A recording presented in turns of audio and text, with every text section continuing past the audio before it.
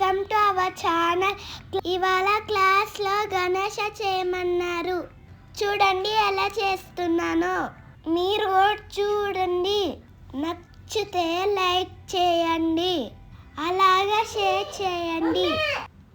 జై గణేష జై గణేష జై గణేష జై గణేష జై గణేష జై గణేష జై గణేష జై గణేష జై గణేష జై గణేష జై గణేష జై గణేష జై గణేష జై గణేష జై గణేష జై గణేష జై గణేష జై గణేష. ఫైనల్ అవుట్పుట్ ఇదండి. హితికాది బాగుంది కదా, మీకు బాగా నచ్చిందా?